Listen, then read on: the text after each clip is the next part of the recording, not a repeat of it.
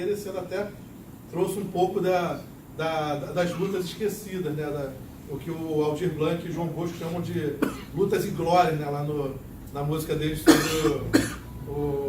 a revolta da Chibata. Ou seja, você tem muita luta política no Brasil, né? O povo brasileiro é um povo que vai para a luta. É um povo que ocupa a rua, que faz rebelião. E essa greve geral de 17 foi tão intensa que o governo fugiu da capital. O governo federal ele fugiu do Rio de Janeiro, ele se retirou do Rio de Janeiro com medo daquela greve se tornar um movimento de revolução, de rebelião generalizada. Entendeu? Aquela greve, ao mesmo momento que ela é o auge do movimento anarquista, ela também demonstra os limites daquele movimento.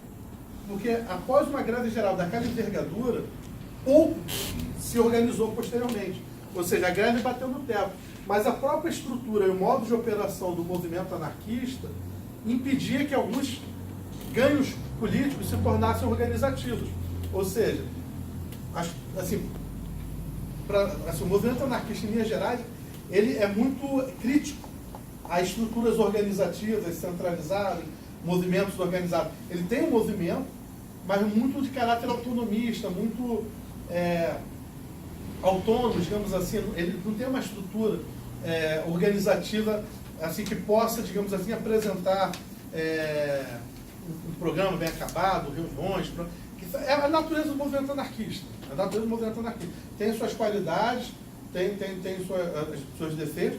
É um movimento legítimo, eu acho que até os dias de hoje é um movimento muito legítimo no meio dos trabalhadores, no meio da juventude, mas como um socialista, comunista, sou crítico no aspecto de que ele não apresenta elementos organizativos para a luta política. E bate no teto, né? A greve 17 ia bater no teto dele. Mas aquele movimento que veio surgindo do final do século XIX e início do século XX, ele começa a se estruturar também. Aqui no Brasil surgem diversos grupos comunistas. No Rio, em Santos, em Porto Alegre, em Pelotas, em Rio Grande, em Recife, e vários grupos. Um deles, inclusive, um nome de União Maximalista. Maximalista não era em homenagem ao Marx. Maximalista era uma tradução, na época, da expressão bolchevique, que era o nome do grupo político do Lenin na Revolução Russa. Né? Bolchevique é isso, significa o programa máximo, né? O maximalismo do programa da luta. E surge uma União Maximalista no Rio Grande do Sul. E esses grupos anarquistas, que vieram do movimento anarquista, muitos deles, eles se organizam e tentam organizar um primeiro congresso deles em 21, 22, que é justamente um congresso para fundar um partido comunista no Brasil. E, ao contrário dos partidos comunistas da Europa, que surgem da cisão dos rachas dos partidos sociais-democratas, no Brasil o Partido Comunista surge, digamos assim, de uma reorganização dentro do movimento anarquista. Ou seja, vários lideranças anarquistas descontentes com o rumo do movimento, inspirados na Revolução Russa, mas também a partir de uma evolução política da luta de classes no Brasil, criam no Brasil um Partido Comunista. Que, após a sua criação, o PCB ele é fundado em 22 de março. Em junho ele é posto na ilegalidade que vai durar assim, boa parte da história do PCB. Ele tem uma brecha de legalidade nos anos 40, de 45 a 47, depois volta para a ilegalidade e só volta a ter novamente legalidade política nos anos 80. Comparando todos os tempos, tem mais tempo de ilegalidade. Mais tempo de ilegalidade. A história do PCB foi muito na ilegalidade e parte dela na clandestinidade, porque também é uma diferença de você ser ilegal e você estar clandestino. Tipo, nos anos 60, nos anos 50, o PCB era ilegal, mas tinha uma atuação, assim, as pessoas sabiam quem era do PCB na rua. Entendeu? Você fazia congresso na BI, esse tipo de coisa assim. Nos anos 60, durante a ditadura, era clandestinidade, tipo assim, passa a ser crime ser comunista. E aí as pessoas não podiam assumir, alguns tiveram que sair do país, muitos foram assassinados, presos, coisas... Inclusive em 46 elegeu deputados e um senador. Né? Não, em 46, nesse breve período de legalidade, o PCB elegeu, para vocês terem uma ideia, um senador da República, que não foi ninguém mais, ninguém menos que Luiz Carlos Prestes, entendeu? Uma das principais lideranças, né, da história política do país. Elegeu mais de 13 deputados federais no país todo. Aqui no Rio de Janeiro, que era a capital da República, elegeu 18 vereadores na Câmara dos Vereadores aqui do Rio de Janeiro. Era a maior delegação, a maior bancada de vereadores aqui. Dentre esses vereadores, algumas figuras como o Barão de Tararé, que era um jornalista, digamos assim, com uma pegada forte na questão do humor, inclusive colocou na porta do gabinete dele a inscrição "Entre sem bater", depois que a polícia tinha dado uma batida e tinha dado espancado algumas pessoas, ele colocou na porta assim: "Entre sem bater". Entendeu? Ou seja, era um jornalista que atuava, né, com essa pegada do humor na época, do humor político.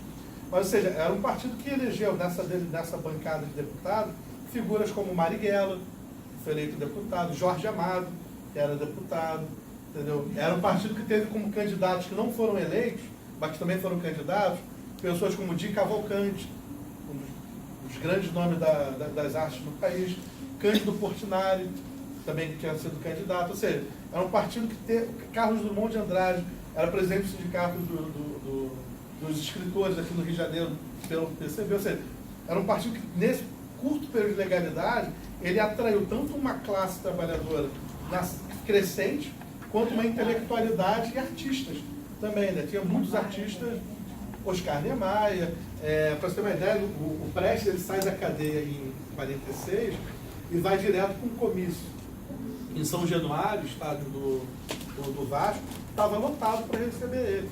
Entendeu? Depois tem um comício em São Paulo, no Pacaembu, que estava lá o Pablo Neruda, um poema lindíssimo, em homenagem ao Prestes.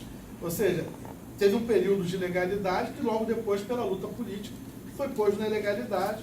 E a acusação que pairou sobre o partido para colocar na ilegalidade é que era um partido internacional e não um partido nacional. E aí, portanto, não podia funcionar em território nacional por ser um partido não brasileiro, por ser um partido internacional. Mas o PCB, boa parte da história dele é na ilegalidade, entendeu? No Brasil, nós temos outras organizações que também reivindicam a tradição do socialismo e do comunismo. E aí eu vou pegando essa viagem para poder caminhar para a gente poder avançar aqui no final. Você tem no Brasil, a partir dos anos 50, até os anos 50, podemos dizer assim, uma hegemonia política do PCB no campo da esquerda comunista, da esquerda socialista no país. Essa hegemonia ela é quebrada a partir, inicialmente, do movimento estudantil, onde você começa a surgir alguns movimentos ligados à Igreja Católica e a outros movimentos baseados na JUC, né, que é a Juventude Universitária Católica, a JOC, Juventude Operária Católica, a AP, que depois vai ganhar um grande protagonismo nos anos 60, que é a Ação Popular. E são vários movimentos que surgem no movimento estudantil também, e no movimento dos trabalhadores, que começam a disputar um certo protagonismo, principalmente no que tange a juventude. No campo sindical, você tinha o PTB, não esse PTB do Roberto Jefferson, entendeu? Mas o PTB que hoje é o PDT, entendeu? que era o partido que foi constituído no final do primeiro governo do Vargas, porque quando termina o primeiro governo do Vargas, ali na deposição dele, né, cria-se dois partidos herdeiros do varguismo, digamos assim. Um era o PTB e o outro era o PSD, que não é esse PSD do Kassab também não. Esses dois partidos, eles herdam a política do Getúlio Vargas. O PTB é o partido que melhor herda a tradição do que havia de bom, digamos assim, no governo do Getúlio Vargas. Entendeu? Assim, porque não dá para esquecermos os elementos complicados do governo do Vargas. O flerte dele com o integralismo, com o fascismo, a entrega da Olga Benário, né, para morrer no campo de concentração nazista. Você não dá para ignorarmos a dura repressão contra a oposição, não dá para ignorar esses elementos do governo Vargas.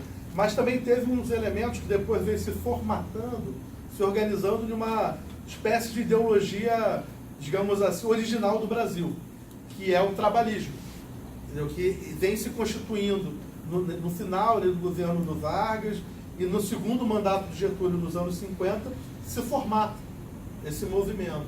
E aí depois nós temos expressões políticas disso no João Goulart, no próprio Brizola, são expressões desse trabalhismo que tem um diálogo direto com a Segunda Internacional, com essa Internacional Socialista, né? Ou seja, você tem uma reorganização desse movimento que tem um braço sindical também. Ou seja, no movimento sindical se tinha o PCB, mas também tinha os trabalhistas vinculados a essa tradição do Getúlio Vargas, que vão disputando o movimento sindical, ora como aliados, ora como adversário, durante os anos 50. Com o golpe militar de 64, você tem um conjunto de cisões no interior da esquerda. Ou seja, o PCB pôs na clandestinidade, o PTB ele é também prescrito, ou seja, tiram de atuação, e aí você passa a ter uma reorganização. O PCB sofre inúmeras divisões.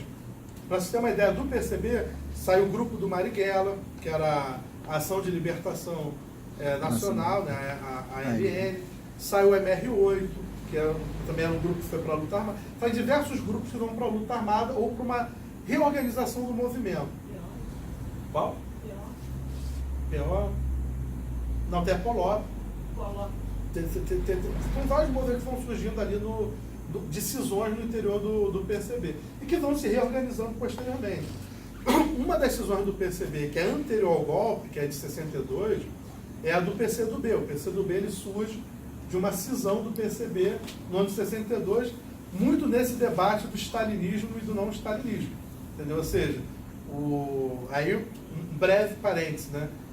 Stalin morre em 53. Em 56 tem um congresso do Partido Comunista da União Soviética e o novo secretário-geral, o novo dirigente do partido, ele apresenta um relatório chamado Relatório Khrushchev, que era o nome dele, o relatório secreto, onde ele aducia todos os crimes que o Stalin cometeu. E ele faz uma denúncia pública ali dos crimes do Stalin e a necessidade de desestalinizar a União Soviética. O PCB, sendo um partido orientado muito pela linha de Moscou, ele começa a fazer um processo de autocrítica também sobre o período do stalinismo, que era muito forte no interior dos PCs do mundo todo.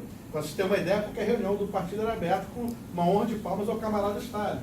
Assim, havia um personalismo muito forte, né, nessas figuras, um culto à personalidade, né, digamos assim. O PCB faz um processo de autocrítica sobre a questão do stalinismo. Um grupo de dirigentes do PCB se recusam a fazer esse processo de autocrítica e acham que aquele processo é um processo de traição dos princípios do comunismo. E aí começa um debate político interno que acaba agregando a esse debate elementos como a tática da Revolução do Brasil, como seria esse processo, e acaba causando uma cisão. Dessa cisão, os orientados a seguir o stalinismo vão para o PCdoB, montam o PCdoB, né, João Amazonas, Maurício Grabois, alguns outros dirigentes, e o PCB continua, inclusive sendo a maior estrutura da cisão, fica com o PCB, com a orientação de seguir a linha política de Moscou e da União Soviética. Mas aí o PCdoB, logo posteriormente à criação, ele monta a guerrilha do Araguaia, a brava guerrilha do Araguaia, é sempre importante ressaltar isso, onde muitos deles são mortos brutalmente na guerrilha do Araguaia e até hoje estão desaparecidos nesse processo. Entendeu? Mas o PCdoB ele também é um desses partidos que surgem dessa cisão. E vários outros movimentos vão surgindo. Hoje, nós temos, assim, se formos falar assim, da luta socialista no Brasil hoje, e desse quadro político do capitalismo aqui no país hoje, do patamar da luta política, assim, eu diria que no campo da esquerda, nós temos hoje partidos que vão de uma caracterização do comunismo propriamente dito, tem partidos que têm uma visão mais social-democrata, tem partidos que têm essa visão do trabalhismo ainda, e esse debate no interior da esquerda, e aí nós temos diversas assim, colorações políticas no campo da luta socialista no Brasil. Eu diria que nós temos assim, PT, PCdoB, PDT, PSOL, PCB, PSTU, enquanto partidos políticos. Além desses, nós ainda temos o PCR, tem o PCML, que são partidos que não têm uma estrutura legal ainda. O Polo Comunista dos Carlos Prestes, você tem o PCML, não sei se eu já falei, mas tem o PCML, e você tem diversos movimentos também que se reivindicam comunistas ou socialistas. Tem a LBI, que é PRC? Tem a Liga Bolchevique Internacionalista, que é a LBI. Tem, assim, são vários movimentos do campo da esquerda que se reivindicam ou herdeiros da luta do socialismo ou continuadores direto, ou uma reinvenção da luta, uma reorganização da luta. Todos esses partidos atuam hoje politicamente no movimento sindical, no movimento estudantil, no movimento popular, no movimento comunitário, assim, em diversas áreas dos movimentos sociais. E aí, falando um pouco dessa luta hoje, caminhando para encerrar essa primeira parte, aí depois para esperar a gente trocar alguma ideia aqui depois, assim, hoje nós estamos vivendo num país um quadro político muito, assim, complexo, né? Nós tivemos a ascensão da extrema-direita. A extrema-direita, eu não pude me ater muito a isso, nesse corre-corre aqui final, mas a extrema-direita no Brasil, ela sempre buscou se organizar politicamente.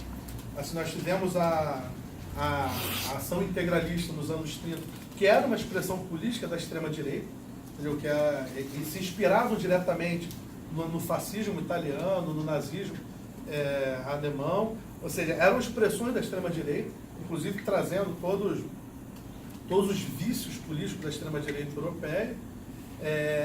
Na ditadura militar, nós tivemos a presença de diversos elementos dentro da estrutura da Arena. Então, o próprio Plínio, que foi o fundador, Plínio Salgado, que foi fundador da ação integralista, vira um senador da Arena, né, o partido, digamos assim, oficial do regime militar no país. Ou seja, eles atuaram por dentro do sistema diversas vezes. E, atualmente, no Brasil, nós temos esse campo da extrema-direita governando o país. Entendeu? Ou seja, nós temos hoje um bloco político que está no poder do país, que é uma expressão dessa extrema-direita. Nós tivemos, nesse período recente, uma reorganização da direita no país. Entendeu? Se nós tínhamos uma hegemonia na direita dos liberais, digamos assim, e aí tinha os tucanos do PSDB como um dos principais atores políticos dessa direita, essa reorganização da direita se deu hoje sob uma base da extrema-direita, que inclusive tem elementos fascistas no interior dela. Assim, os bolsonaros flertam com o fascismo abertamente. E aí dialogam com grupos no interior dessa frente, né, dessa reorganização. Nós temos elementos vinculados a milícias, nós temos assim, o que há de pior na política brasileira no entorno desses atores políticos. E do campo da esquerda nós temos uma tentativa de construir frentes políticas para fazer frente a esse quadro político, onde os partidos socialistas, comunistas, eles atuam, e partidos de esquerda como todo, buscam dialogar para a construção de uma frente comum, uma frente de ação unitária. O 1º de maio desse ano foi uma expressão disso. Nós tivemos atos unificados no país todo. Tivemos atos no Rio, em São Paulo, em diversas cidades do país, unificados. Ou seja, com toda essa pluralidade da esquerda dentro desses atos. A questão é como se travar essa luta nesse quadro atual, que é um governo que busca criminalizar a luta política, busca criminalizar os militantes de esquerda, e aí não apenas na militância, mas nos seus trabalhos, no seu cotidiano, e aí os professores, que talvez sejam um dos alvos dessa leva também, são pressionados dentro das escolas, são ameaçados com a questão da escola sem partido, a questão do Ministério da Educação orientando que os alunos filmem os professores. Ou seja, nós estamos vendo um período muito sombrio no país. E a demanda de uma organização, de uma reorganização da luta política, que dialogue com esse quadro político.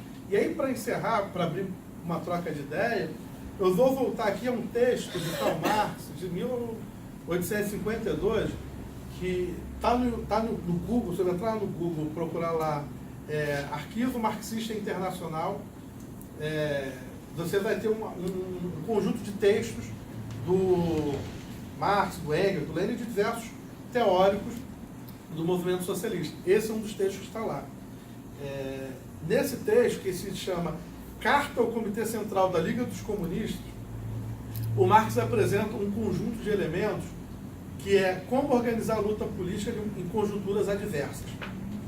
E é um texto muito interessante porque, por mais que o período que ele esteja vivendo ali tem guardado as devidas proporções, similaridades com o nosso, mas está separado aí por mais de quase 200 anos, mais até de tempo aí, você tem um período que é o seguinte, o texto do Marx é o seguinte: o que fazer numa situação como essa? É possível se aliar em frente ampla? É possível ter uma aliança com setores da pequena burguesia e setores progressistas? Ele começa falando todos os erros da pequena burguesia, todos. A pequena burguesia vai nos trair, não podemos confiar nela, a pequena burguesia, em qualquer momento, ela vai se aliar ao outro lado. Tudo. Mas ele conclui: mas nós temos que nos aliar. Mas como nos aliar em uma frente nessa conjuntura, desse quadro político? Nós temos que ter um programa nosso. E aí ele avança nessa discussão. Só é possível ter uma aliança ampla se os trabalhadores, no interior dessa frente ampla, tiverem um programa próprio. Se os trabalhadores não tiverem um programa próprio, eles se diluem em uma frente ampla. E ao se diluírem, eles são instrumentalizados politicamente pelas lutas internas das frações da burguesia. Ou seja, se você vai fazer uma luta política de enfrentamento que pressupõe uma frente ampla, os trabalhadores, aí, independente do partido que esteja, enquanto classe, precisam ter um programa deles, dos trabalhadores. Se não tiver um programa deles, que garanta a sua linha política, a sua ação política, eles vão se perder nessa frente ampla. E aí, nesse sentido, uma mensagem que está se perpassando por diversos espaços desses diálogos da esquerda, que vai, volta a falar, no plano mais institucional, né, dos partidos que têm registro político, né?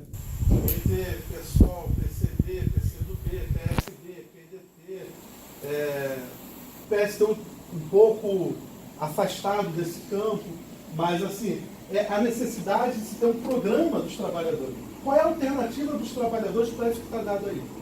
E aí eu termino falando da seguinte questão.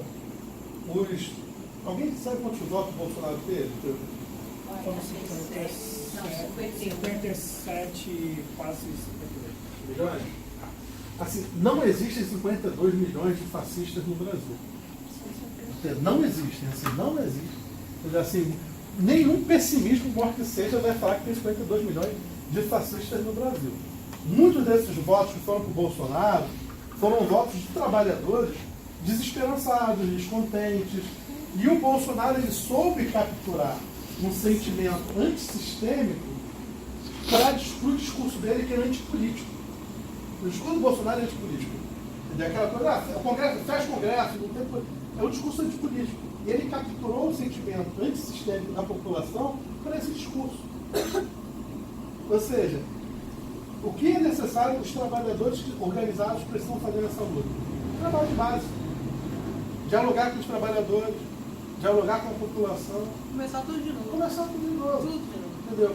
E tem que começar, assim, como diz uma amiga minha, assim, ninguém falou que seria fácil. Eu faço é tomar sorvete ou cerveja na praia, entendeu? Tipo, é difícil, vai ser difícil. Entendeu? Até porque tem 30 milhões de votos aí que não foram para ninguém, né? Ainda tem os mais de 30 milhões, né? Os nem da eleição, entendeu? Ou seja, você precisa ampliar o canal de diálogo com a população, para a classe trabalhadora. E a classe trabalhadora, em sua pluralidade, a classe trabalhadora tem diversidades sexuais, a classe trabalhadora tem gêneros diferentes, a classe trabalhadora tem etnias diferentes, a classe trabalhadora tem religiões diferentes. Nós temos que falar com todo mundo. Assim, os trabalhadores organizados precisam falar com todo mundo. Entendeu? É preciso começar de novo. Trabalho de base, aquela coisa que os comunistas sempre fizeram. Entendeu? Monta uma reunião de 5 pessoas, vamos debater. Qual é o problema daqui do bairro? Qual é o problema aqui da região? Como esse problema da região se conecta ao problema geral? E aí, nesse livrinho aqui, de 1840... Já será sorteado. Que logo será sorteado. Ele apresenta algumas questões assim, que eu acho que são fundamentais para o dia de hoje, quando ele fala o seguinte: a diferença dos comunistas para os demais partidos operários, qual é? Ele fala, a diferença é que os comunistas vão estar na luta do cotidiano e na luta geral. Nós vamos estar junto com os trabalhadores na luta dele, diária, específica, e na luta geral política dele. Ou seja, nós vamos estar nos conectando ao cotidiano dos trabalhadores. Senão, não há sentido de ter um partido comunista, ou ter movimento comunista, ou organizações comunistas. Entendeu? É isso. A luta hoje do socialismo perpassa muito pela reorganização dos instrumentos de luta da classe trabalhadora, sindicato, partidos, movimento, e perpassa também pela construção de um programa dos trabalhadores. Entendeu? Mas esse processo, como dizia o bom e velho Marx, quem fará a revolução são os trabalhadores. Não será A, B ou C, não será partido A, B ou C, é os trabalhadores. Ou seja, se os trabalhadores não estiverem organizados para o processo, não vai acontecer nada. Pelo contrário, vai ter mais revés como esse que nós estamos vivendo agora. Entendeu? Uma conjuntura diversa, complicada, com o avanço da extrema-direita, com criminalização da luta política, mas nós temos que recomeçar esse trabalho em algum momento. E é nesse sentido que, diria assim, a luta pelo socialismo hoje perpassa por uma reorganização do trabalho de base e por uma inserção cada vez mais presente das organizações que se dizem representar, ou que almejam representar os interesses dos trabalhadores, estarem coladas junto com a classe trabalhadora. É aquela coisa do tipo, os que reivindicam falar em nome da classe trabalhadora, ou almejam falar em nome da classe trabalhadora, não podem chegar para os trabalhadores e falar o seguinte: siga a gente, nós temos a solução. Não, assim, a classe trabalhadora não seguirá daquela coisa da flauta mágica, né? Você toca a flauta e as pessoas vão ver entrar. Não, é preciso você estar junto com a classe trabalhadora no seu cotidiano, lutando no cotidiano da classe trabalhadora, e você aí de fato tem uma reorganização de base, de baixo para cima. Entendeu? Hoje a luta pelo socialismo é a luta da reorganização da luta política, trabalho de base, construção de um programa dos trabalhadores para essa complexa crise que nós estamos vivendo aqui no nosso país. E aí agora deixo para a gente trocar uma ideia e começar.